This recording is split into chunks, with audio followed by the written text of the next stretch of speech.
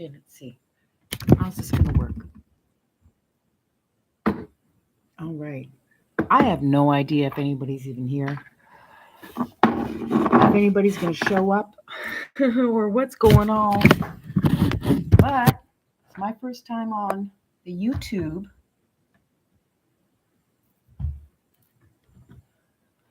I've been hanging out on TikTok Live, setting up and doing live content there. And then things changed. So now I thought, okay, this is an invitation for me to try another platform. Hope that's okay. My name is Ali. And this is a Divine Journey Tarot. So I need to figure out how this camera works. And hey, all right. I'm using my laptop. That's not something I normally would be using. Maybe I should switch over to my cell. Let's just try it. So, yeah, I'm definitely not loving this camera angle. Yeah, that's for sure. My goodness. Okay. But we're going to work with what we've got at this moment in time. And I'm going to grab some cards out. So I am a psychic medium. Definitely identify as a starseed. This is my first time live on YouTube.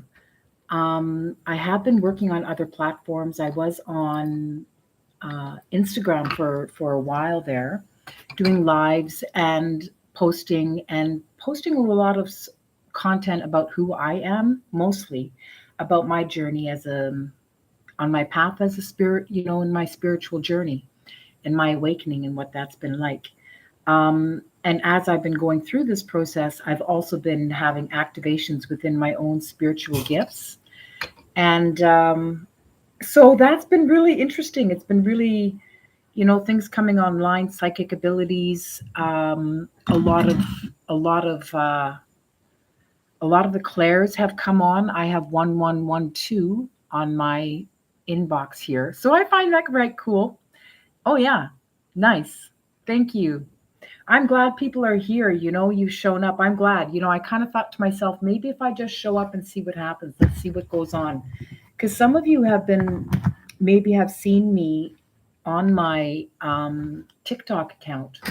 I had the username Seraphim _ 888. That was my account.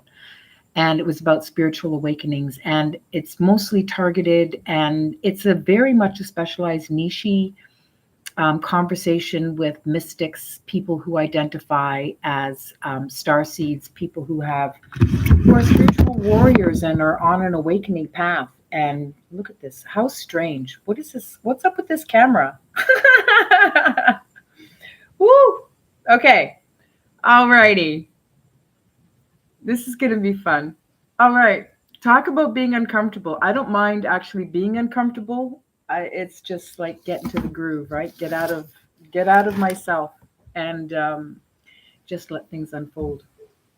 So the channel that I had, the platform on TikTok, was for people who are mystics, spiritualists, people who work in metaphysics, people who are precogs. Let's say that. So what's been coming in for me, because I've had these gifts, and I'm just going to sort of, because I'm talking to myself, kind of like it, This is actually how I spend most of my days. Like I'm talking with myself. Like I'm one of those people, I'm one of those spiritual people that I spend a lot of time alone. And I've been through this spiritual awakening process, and I live in Mexico. I live in an eco-spiritual community that does a lot of shadow work here. And it's very well known for its shadow work. So this is where I live. I live in the land of shadow. I live in the land of Alice in Wonderland. Like all kinds of like things happen here. that go bump in the night and come down from the sky. So it's really a very cool, magical place that I live. And I feel very fortunate and blessed to be here for my spiritual awakening. I live in a very small place. It's a one bedroom. I actually don't use that bedroom. I sleep just in this main space, um, just to be within my own energy mostly, and also, yeah, that's the main reason. I think it's sort of, I remember my past lives as well. So I'm one of those, people would say, woohoo, way out there. Um, yeah, man. And that's okay with me because I know my journey. I know what I've been on and I know what I've experienced. And the spiritual awakening has not been easy. And this is what my content, is all about. It's talking about, what is this here? This card here is the curse. And this is what we don't talk about. And this is what readings are like, and conversations that I have with individuals, that we talk about the things that we cannot talk about. Because it's the things that we can't talk about that are so real, right? And if we don't have somebody to hear us and hear us speak our truth, it's sort of like a tree falling in the forest. If nobody's around, does it still make a sound? Does it still exist? And this is something that's really important as human beings, is that we listen to each other as they give testimony about their lives. And quite often people don't feel as though their lives are important enough, or their experiences are important enough, because they were never realized or seen as children. Everything that has to do with spiritual awakening has to do with your mother and father wounds, and the wounds that we carry within us, of that things that we cannot speak about. And often it's about how we cannot speak about how we need to be loved, because nobody has really clearly loved us. So if we've never been loved or been able to speak our truth, that is a curse. That's something that, as humans, and why we come to the earth realm, is to go through this experience of breaking this intergenerational curse that we carry within ourselves. And it's something that we carry within our DNA. This is something that's within our programming. This is something that it's not one. You may potentially have been aware. Oh, of course, you always knew you were strange. I mean, come on. You weren't like the other kids, right? You were like me, man. Like, we were just like sort of those weird kids. Yeah. So, yeah. And when I was little, I would see people who transitioned into other realms and spirits and things like that. And I saw people who were in a crossing, they were crossing from one realm into the next. And usually on the death part of it, like the death, the witness of that as a child, I would see that. And to me, that was something that was quite normal for me to see this transition that people would go through. To me, it was a normal thing for me to witness that. So, but then I very quickly learned that it's actually a curse. You're not supposed to talk about these things. Plus, I was one of those kids who were displaced. I was in Canada. There was a policy in North America to take Indigenous children from their families and place them into white families. And so I was one of those children that was taken from my mother and placed into foster homes. So I was very, very small. I was maybe about not even 1 year old. And I was taken from my mom and with my little sister and placed into foster care. Um, and my mom is Inuk. And yeah, this is in the 60s, There's something about that, and I don't even want to go into it right now. Well, actually, should we? Should we? I think that that's actually maybe kind of important that we talk about that. About how Indigenous people have been treated. It's sort of one of those things. Yeah. Anyway, so that's a part of my journey. Yeah, let's not go down that rabbit hole. There's no way to get down that and get through this in the manner and the way that I had hoped it was going to be. So yeah, like this is supposed to be something actually it's an opportunity to use this platform in the right way, to raise awareness about my experience as an Indigenous person or as a human, as a starseed, masquerading as a human on this planet, on this Earth school. Like that's something that's real to me. Like I remember looking up at the sky and saying to my dad, like, what is up there? And my dad, I think he just kind of chuckled and sort of said, I don't think there's anything up there, but to me it just never made any sense. Like there had to be more. Like I've had this fascination for the stars my whole life, and the moon and planets and things like that. And yeah, yeah. So I was eventually adopted into a Dutch Christian Reformed family. And yeah, talk about institutions, being raised in institutions. And coming from where it was 1202. So coming from the realm that I do of being able to see spiritual things, um, you see a lot, as a kid.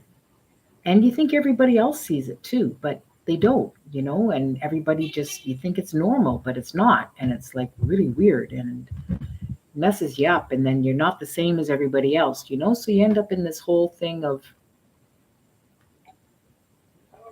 I'm having lemon water with honey and salt. Can you hear? There's a man calling for water. He's coming to deliver water. I live in an eco spiritual community, so like drinking water needs to be delivered, and it comes every week. Um, so I put out my water bottle with a little jar with some money in it, and he usually just takes the jar, takes the money, and yeah, switches out my water.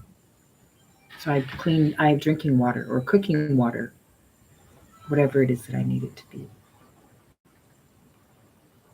It's really moldy here as well. That's something I need to say that. Like the jungle is moldy. There's lots of mold around. Yeah.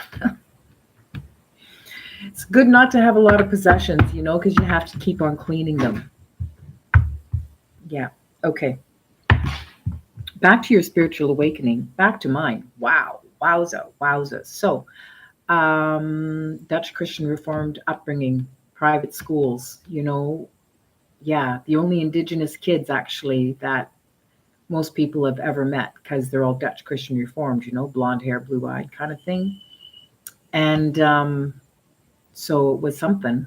It was quite a trip.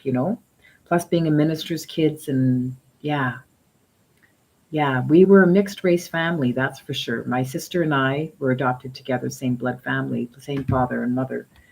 And we're Inuk and Welsh. And then my brothers are Jamaican and they're twins. And my parents are from Holland. So they adopted kids, right? So it was something in the 70s, growing up that way in Canada. Yeah, and it's quite an expansion. It's that's where you learn most of your lessons, right? Like, yeah, yeah. So there's something here about an unmarked trail, and this card here is coming out, and this one came out as well, and it's the Crown Games, the right use of power.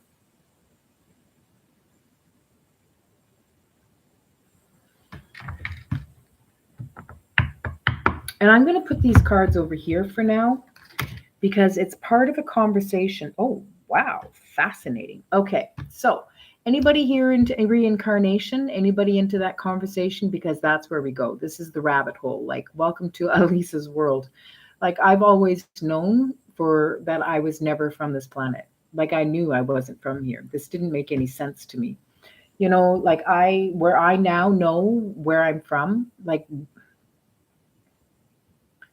there are no lies. We use mental telepathy where I'm from, and we read each other's minds. There is absolutely no use for mind games or anything like that. There is nothing to be hidden. There's only truth always. So coming to this planet here, this Earth school has been quite something. Like, this density on this planet is crazy. Like, I don't know how you guys do it. Like, what the fuck, man? Sorry, like, fuck. Woof. This place is crazy. Like, what is this? Like gladiators or something? Jeez.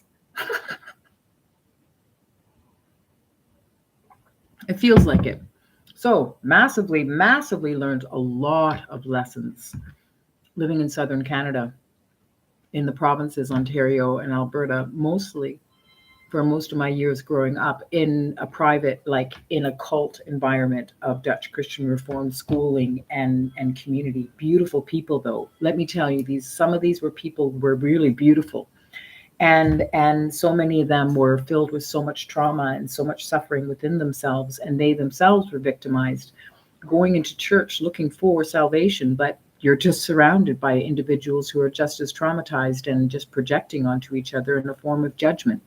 Let me tell you, the people from Holland are very judgmental. Europeans are very, very judgmental. Like, people from Holland are extremely judgmental, the ones that I've met, at least the ones that were a part of my world growing up. And I'm sure there are very kind and loving people, and I know that there are, because I've met other people who are from Holland who are very kind and loving and not judgmental. But it's been one of my top fears to get over meeting people from Holland. Let me tell you, it's been one of those things for me. So I would laugh my head off if actually my divine partner turned out to be somebody from Holland. Oh my goodness. Wouldn't that be something? Woo! All right. Well, let's not go down that rabbit hole. We're talking about time. We have bend time. I don't know about you. This is definitely not what I thought I would be doing at this time ever in my life, sitting on a YouTube doing a live. I used to work in government.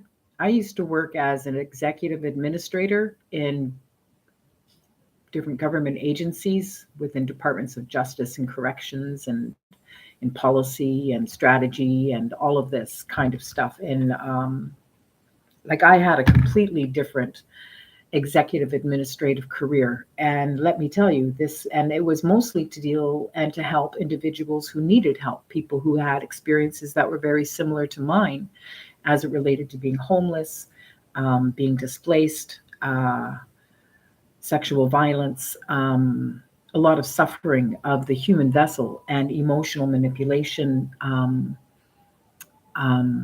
psychological damage, people who have PTSD, people who are highly sensitive and experienced a lot of trauma throughout their life. And these are organizations that I worked in, supporting programs, supporting ministers, deputy ministers, supporting the public as a public servant. And that was something that I took very seriously, as a public servant. There's a line that happens when you are appointed into a position and when you are in a salaried position. At least when I was working in government, that's how I viewed it. And not everybody agreed with me, but that was my stand. And I have a act of service to the public. This is why I take these jobs. So I never dealt with my trauma, didn't have any tools to address it, didn't know how to work with the grief of losing my mother, being told I always needed to be grateful because nobody wanted me and at least I had a home. That's a head fuck, for a 2 or 3 year old. Plus seeing spirits, and like, I think I definitely had people who did some exorcisms on me when I was really small. I definitely have memories of that. of ceremonies being done to have me stop seeing what I saw, and binding spells actually as well. So for a long time, and I didn't have parents. Like, I had caregivers, and because I was raised as nobody wanted me, they only wanted my little sister who was a baby, right? And I was a toddler. So that creates a huge amount of suffering within a child, and especially a highly empathic one, and one who is a starseed. It was the perfect experience for trauma and absolute chaos and poor programming and messed up ways of viewing oneself. Highly, highly sexualized environment. Indigenous people were viewed as disposable, um, and were treated as such by our government, and were portrayed that way as well by the media. We were displaced, and our truths were never allowed to be spoken, and we were told we had to just shut up. And our rites of passage, our ways of spirituality had been stolen. Um, that's a lot of grief and a lot of suffering. And this is something that is contained within spiritual DNA. Now, I don't know if anybody here follows Dolores Cannon or watches Dolores Cannon, but like, we choose our lives, right? I believe that. I really do. I mean, I tried to end my life many times. Sorry, I should have given a bit of a warning, but it never happened. Like, I was always, angels always showed up and saved me and looked after me and cared for me. And I always found the hope and the way to make my way through these situations. I'm now 56, and I've gone through so many deaths and rebirths in my life, several relationships of significance. I do have 2 adult children who are female, girls, who don't live with me. They live together and are happy. Like, whoo, yay! I'm so proud. I'm so proud. I know I did well when my kids are okay, and I can disappear off the face of the earth and go through my own spiritual rebirth for a few years, and they're okay.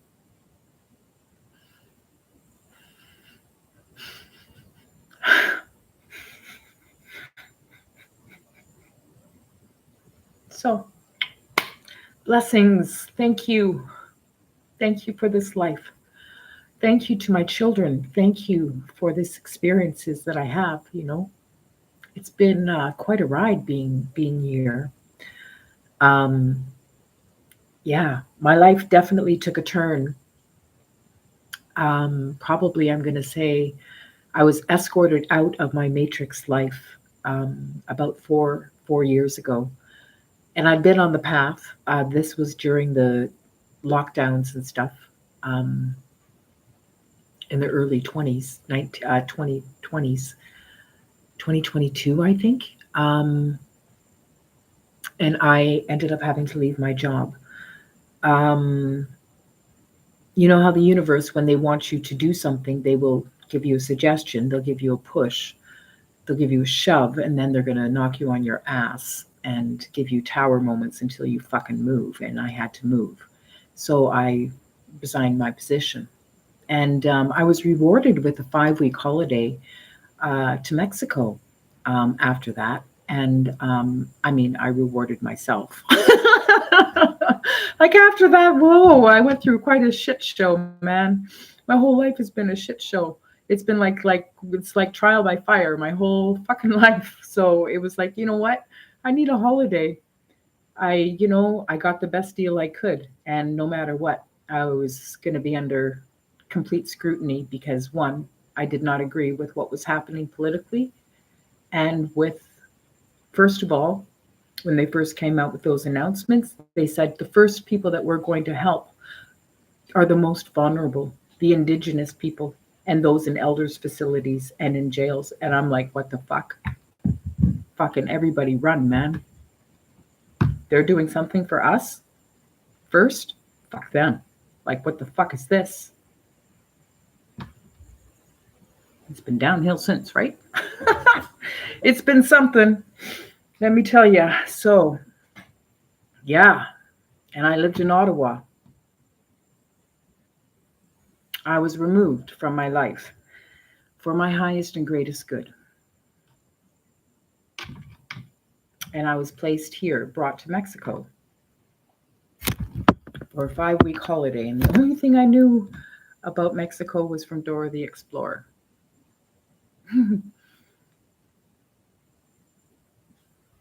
Yeah. And I lost my passport. I couldn't travel back. It was like one experience after the other. And then it was like, okay, fine. I'm fine. I extended my trip. I was staying longer. I extended my, everything I needed to extend. So I stayed longer. And then I ended up meeting some other expats at a coffee shop. And sorry, I'm glad you're all hanging around for this. Like, please, if you want, you can shoot me a question if you want at some point. And I met some expats over at a coffee shop. I needed to meet people. Like, I spend a lot of time alone, right? And I realized I was going to be here longer. So the universe made sure I met some people. And so I went to this place for a brunch, and there were all these really awesome people around this table, and we're all talking and very energetic from all over the planet. Like, it was really amazing. And I ended up sitting beside this woman. I think she's from Poland. Anyways, it doesn't really matter. And she said to me, "So have you ever heard of ayahuasca?" And I said, "Actually, yeah, I have heard of that. Like, but I don't know anything about it." And she's like, "Did you want to go to a ceremony?" And I said, "Sure." And she's like, "Do you have plans for tonight?" And I was like, "No." And she's like, "Well, here's the phone number, and just message them, and um, you can attend, and this is how much it costs," right? And so I messaged them, the person, on WhatsApp, and it turned out to be the medicine provider, the medicine holder. And he said, "Yeah, definitely come. You're welcome to come. Stop eating and only drink clear fluids fast, and we'll see you tonight. And this is the location. Find a taxi, and we'll see you there." And I was like, "Oh, okay," and told me how much it was. And well, that was an experience that has absolutely freaking changed my life in such a way that, like, I've never had. And this, I think, is actually the revelation card. This here is the unmarked trail, definitely. The revelation card. And when I think about my life, I definitely think that I've definitely traveled the path, the less traveled path in my life. That's definitely for sure. It has been difficult, but for some reason, my soul felt that was the experience that I needed to have. So I got some advice before I went into ceremony, and their advice was take your yoga mat, and whatever happens, stay on your mat. Imagine you are in your own bubble and breathe. And no matter what you hear, it's not for you. No matter what you see, you stay on your mat. No matter what, just breathe. Be in a yoga position and breathe and sit with the medicine. And if you need to purge or vomit, do it. And just breathe. And I was like, oh, okay, wow, that sounds interesting. And it's just as well it happened that way for me, because if I would have known what was going to happen, I would have overanalyzed the whole thing and never would have gone to ceremony. I would have talked myself out of the whole thing. So this is how the universe does these things for me. They just surprise me. So, and hey, I've got an adventurous spirit. What can I say? Like, I'm a spiritual nomad. I'm a nomadic kind of a person. I like adventure. I like doing things a little bit off, out of the norm, I guess. And so I eventually find this location which is interestingly enough where I live, in the same private property, like private eco-spiritual community that I live in, is the same place that I had my first ceremony with ayahuasca. And I think there might have been about 15 people in the ceremony, and it was in a villa, Castilla. So, like, the ceilings are probably about 14 feet high, no, 21 maybe, something like that. They're really, really high. And the walls were all glass. And there was this artist who built this villa, this Castilla, on a cenote tucked into the jungle. And he was a sculptor, and he had, Salvador Dali, the paint of the watch, where the watch is like melted onto this like timepiece. The timepiece melts. He created that and it must have been probably about 4.5 feet high. And as you look out the window, there's a big jungle scenery behind it. But this is the sculptor that's the sculpture that you're looking at with the scenery behind it. And then in the next window straight ahead is a cenote, right? But you're looking through this huge window that's like 14 feet high and like 12 feet wide. And so it's like a movie theater screen. It's like this super projector. And I sat right in front of that window. Like, that's exactly where Source put me, right in front of this huge, monstrous window. And there was nobody around me, nobody sitting in front of me, looking at me, nothing. It was just me and the movie screen of my fucking life, is what it was. And it was incredible. So, I had no idea what to expect. They did explain about the red pill and the blue pill. And I was so grateful because I'm a musician, and the host and the medicine carrier himself is a musician as well, and a channeler. And he played, I think he plays about 12 different instruments. And he's from Mexico, I think, here. He's a medicine carrier, and it was an incredible experience of meeting who I needed to meet. And so in this big, huge 14 by 12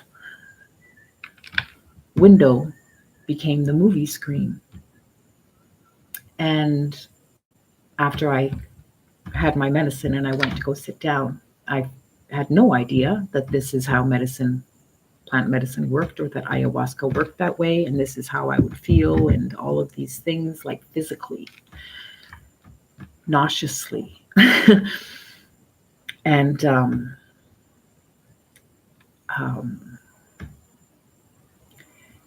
and then the movie changed. And you know who popped out from behind that screen? And he was like 13.5 feet tall, was an Egyptian god. And he said to me,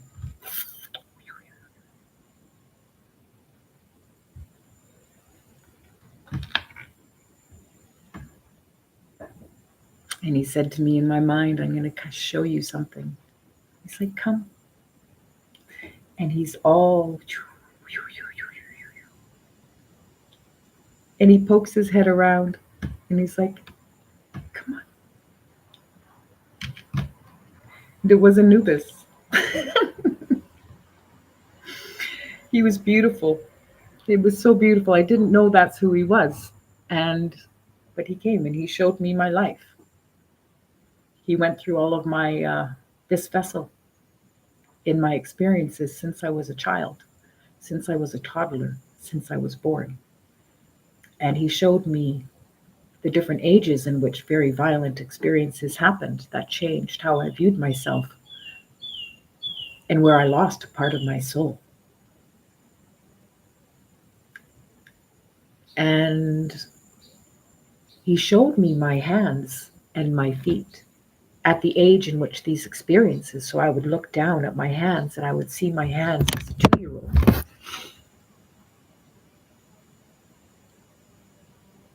And I'd see my little feet, my little chubby toddler feet.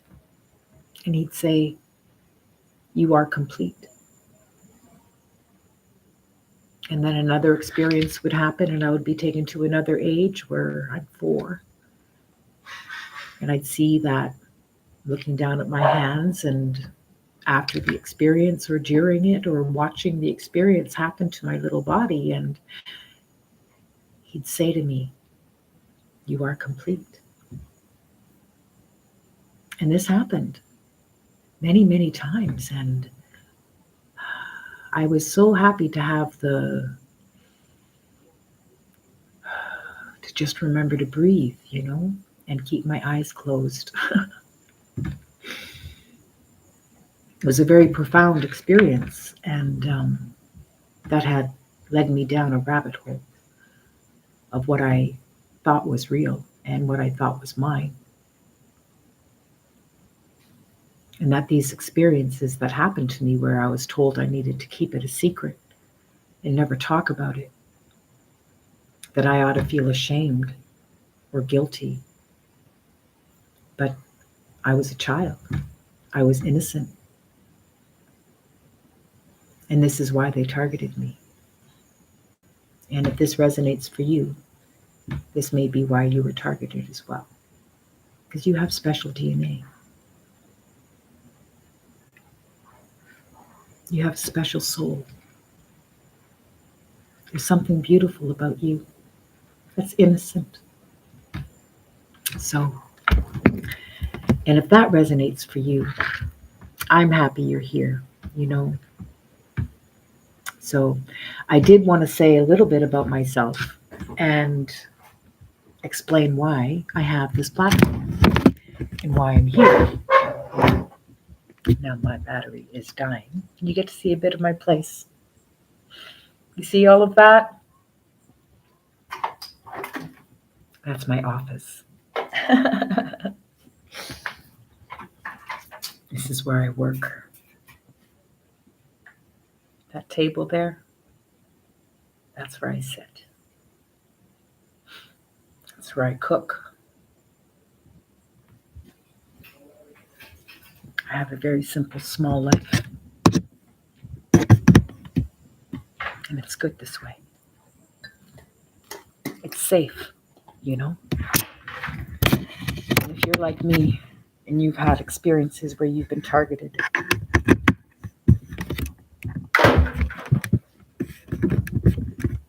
for just being who you are, being a starseed, being different.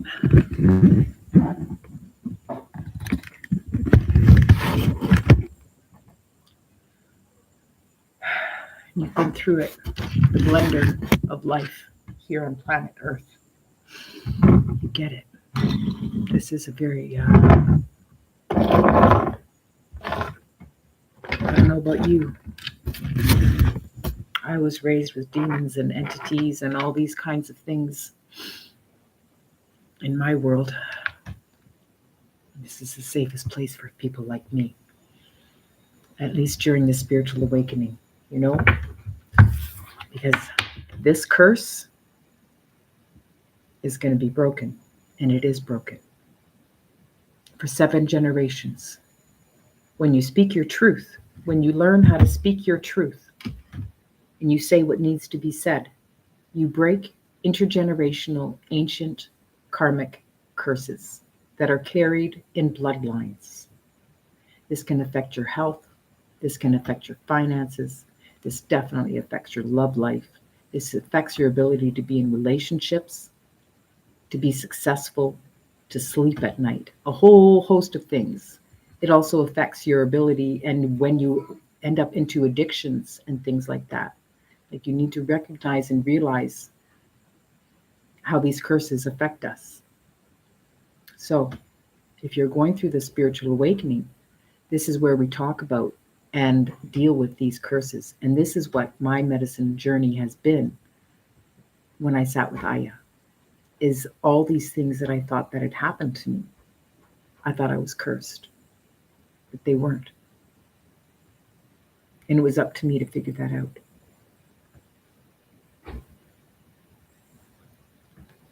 So, hi, baby. Hi, I'm just on here. I like it.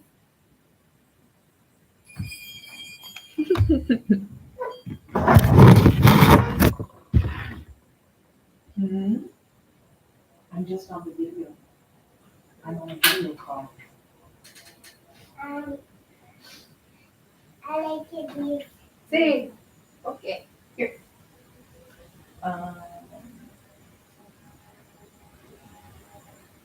Where? Where? Monday. There.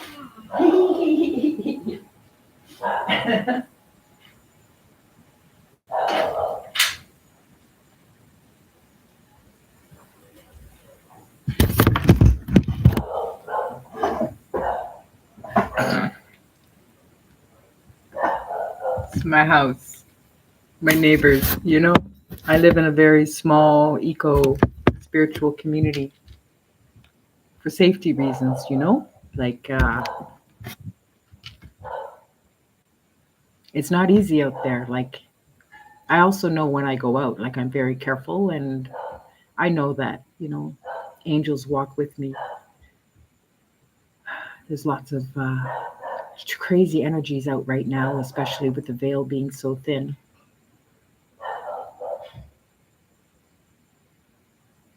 So many cosmic changes and so many downloads coming in. Like we're antennas, right? Like we're here having a human experience, but some of us are also like antennas. We're all antennas. That's what our chakras are about, right? When you get all the gunk and the programming and all that crap and all that shame, blame, and guilt out of your system, clearing it from your energy, then you can start receiving and having more access to your spiritual gifts. Most people do have the ability for mental telepathy.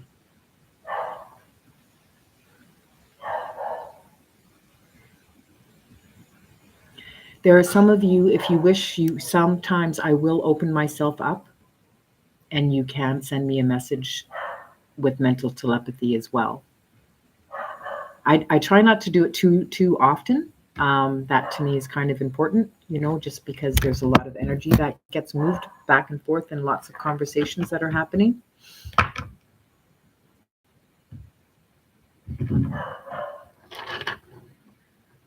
So what's been coming through is precognitive abilities, being able to predict the future and see what is unfolding. There's that. So Philip Dick is actually one of my favorite authors. Like I love his work. I mean, he's a starseed and he left clues, right? And in his movies, like I've been like the Total Recall, Arnold Schwarzenegger has been a big part of what I've been seeing as well, along with the Matrix series. But I mean, like, there's always leaving hints, right, through movie and through media and things like that. You are in a bit of a gestation period. Oh, interesting. Yeah, we jumped.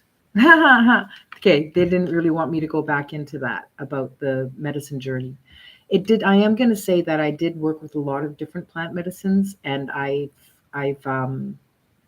was guided to, and I've been through quite a journey with that as well. You know, because that in itself, there's challenges in working with DMT, because they also have consciousness as well. And if you are not present, you can be swept away and not receive the lesson and just receive the be swept away, just like anything else. Just like, so you need to be present, right? Like if you go into a classroom, to me, plant medicine ceremonies are going into a classroom with guides and teachers, and I'm being shown through consciousness of the plant medicine and of the Most High of what it is that I need to learn about myself.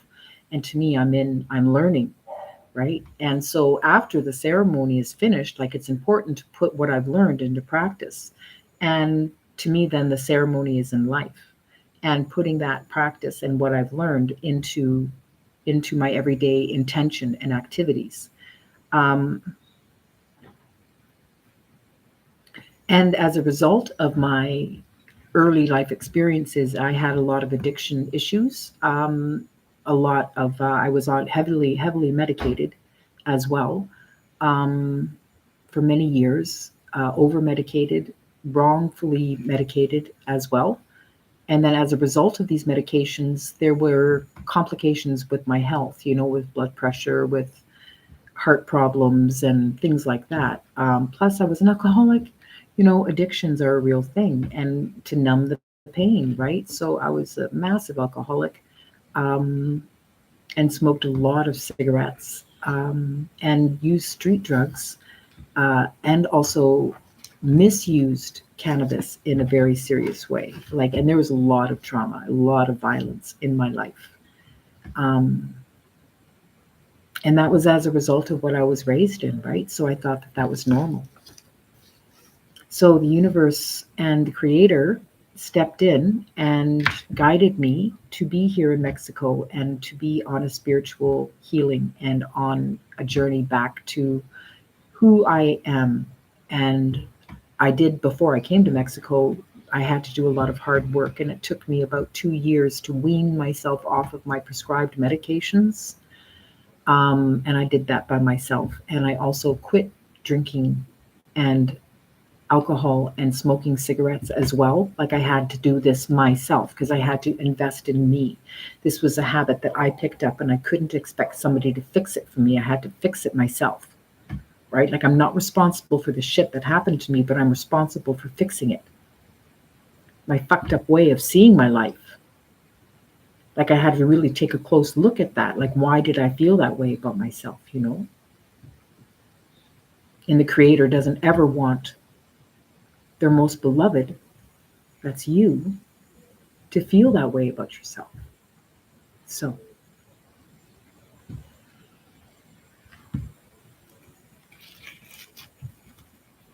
I had a lot of investments. I had a house that I had sold. So on this path of spiritual awakening, I think for the past 7, maybe 10 years has been a lot of hard work on my part, um, and on the part of my children as well, for being a part of my life.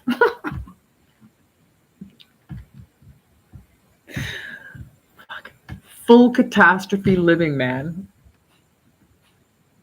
Full catastrophe living. We showed up for this full meal deal, and I think I said supersize me, and they did. But the thing is when you're here and you take on all these extra responsibilities and duties, with humanity and yourself and helping people and all that stuff, it moves you along your spiritual path. Like it because, right? Like, you got to remember that this is the reason we do this, for the expansion of our soul, is sacrificing our own energy and regaining and rebirthing ourselves for humanity and for Gaia. Like, and we're here to help these souls that are trapped in the lower dimensions. Some of you identify as earth angels and light workers and shadow workers, and you move energy. You can call yourself, and you rightfully so, because that's what resonates for you. You specialize. You have multiple lifetimes of being an energy mover. This isn't the first time. This isn't your first rodeo. This isn't your first time off the turnip truck. And if it is, hey, how are ya? Did you take the red pill too? Stay on your mat, man. Like, fucking breathe. Like, everything's okay. Don't get off your mat. And those things that are flying around your head, yeah, you don't reach up your hands to say hello to them. You keep your hands to yourself. Your mat is your safe space.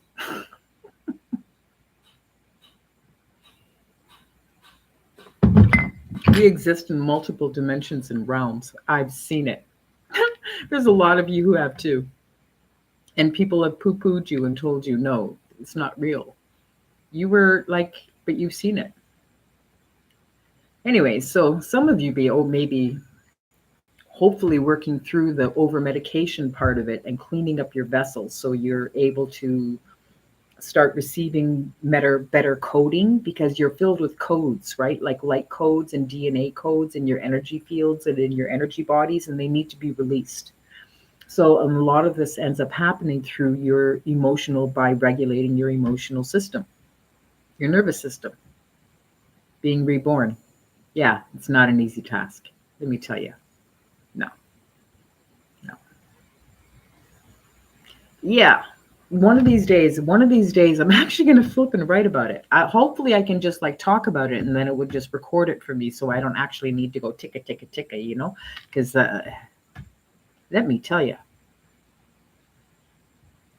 there are ways, and there's all kinds of alternative ways that you can work with energy and frequency work to move along your spiritual awakening and to move the energy that's stuck in the different fields in your body. You can use plant medicines, you can use sound therapies, you can use all kinds of different energies, you can use frequency work, you can do all kinds of different things, all kinds of different things to get your energy to move.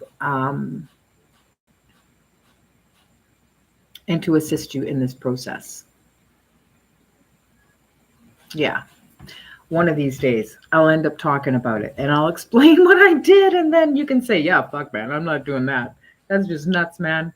And I'll be like, yeah, good thinking. I wouldn't do it either.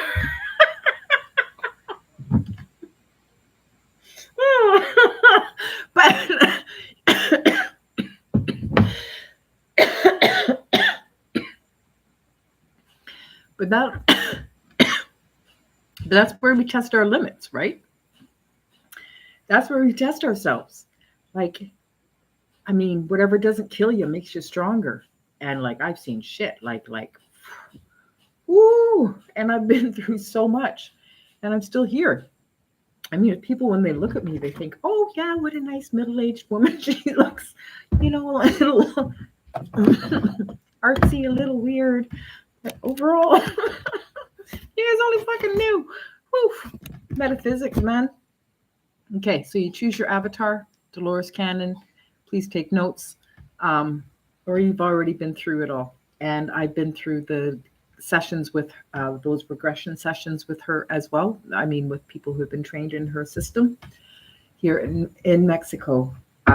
So I have been through the spiritual awakening and the unveiling and the dark night of the soul for several years. A few of those years were quite intensive with plant medicines. And when the channeling the gate opened in my mind, like my channel, like this opened, everything was just like coming in. And I would just record. I would just record what it is they were saying to me, right? It was just like I had a voice recorder. That's all I need is a voice recorder. And then I can just hook it up to a computer, right? And then just have it transcribe. And then, anyways, I digress. Squirrel. ADHD. I am on the spectrum. And yeah, highly sensitive. I am a projector reflector in human design.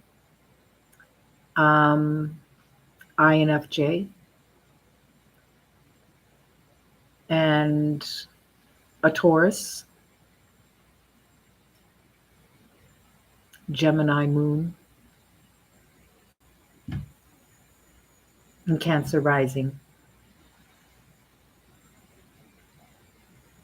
And I have a couple other significant placements that I don't really want to get into. I don't know us. We don't know each other well enough yet.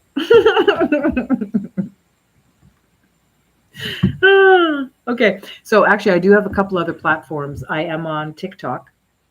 North Node __ 888 is my profile in TikTok.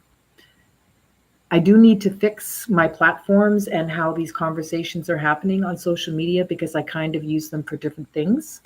One of them I use for in my TikTok, I'm getting my live up again so people know where to come and have conversations. These are individuals who are healers and do experience astral projection as well as time travel. They work in the quantum field. I work in the quantum as well, and a lot of people here on YouTube do. I've been so impressed and so happy with the quality of content providers on YouTube that have deeply inspired me. And like your messages have hit me deeply within my heart, through this process.